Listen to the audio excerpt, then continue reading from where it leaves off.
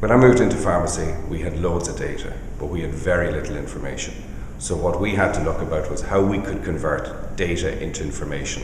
And that's where Real World Retail, who understood retail, came along, and they saw all the transactional data that was coming from our dispensing system and from our EPOS systems. And they had the capacity with modern technology, with a data warehouse, to convert that data into meaningful information for us with reports that made sense, that actually measured the key performance indicators. I know it's a bit of a buzzword, KPIs, but in reality there are a limited number of activities that drive the profitability of our business.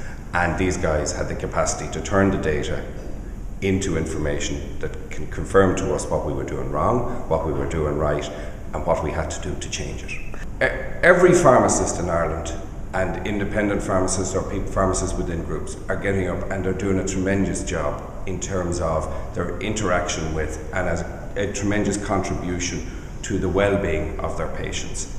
However, if you're on your own, running your own business, and you're thinking that business 24/7, it can be very hard to convert what you're doing every day and understand what you're doing every day, that you're doing the right things, and it's resulting in ultimately a profitable, viable pharmacy.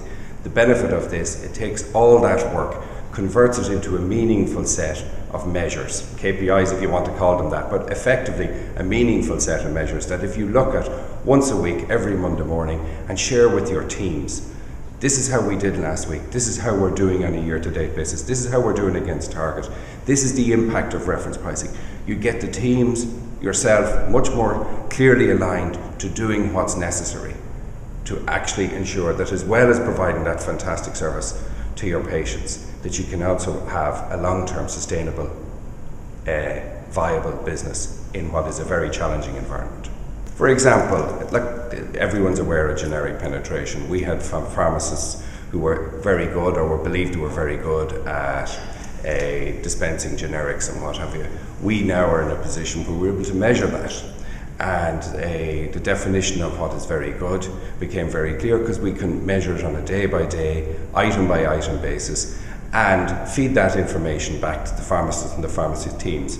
And as a consequence, the level of generic penetration in our business over the last 12 months has moved from 60% to 87%, with 27 of the stores over 90%.